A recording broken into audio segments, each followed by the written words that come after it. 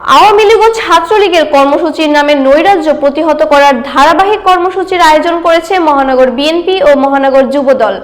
বিস্তারিত থাকছে আক্তার হোসেনের প্রতিবেদনে। রবিবার সন্ধ্যায় আওয়ামী লীগের নৈরাজ্য প্রতিরোধ করতে ধারাবাহিক কর্মসূচির অংশ হিসেবে নারায়ণগঞ্জ মহানগর বিএনপি ও মহানগর যুবদলের এই বিক্ষোভ মিছিল ও সমাবেশ কর্মসূচি পালন করা হয়েছে। নারায়ণগঞ্জ মহানগরের বিভিন্ন এলাকা থেকে শুরু করে এই বিক্ষোভ মিছিল নারায়ণগঞ্জ প্রেস ক্লাবের সামনে এসে শেষ করেন এই বিক্ষোভ মিছিল ও সমাবেশ।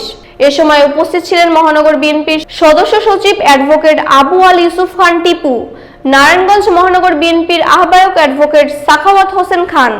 আরও উপস্থিত ছিলেন নারায়ণগঞ্জ মহানগর যুবদলের আহ্বায়ক মনিরুল ইসলাম সজল ও সদস্য সচিব শাহেদ আহমেদ, জেলার বিভিন্ন স্থান থেকে আগত নেতাকর্মীরা।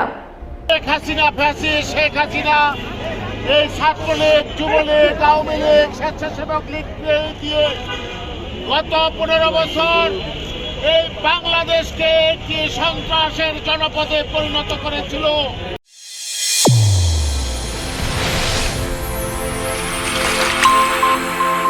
চ্যানেল A1 হৃদয়ের স্পন্দন।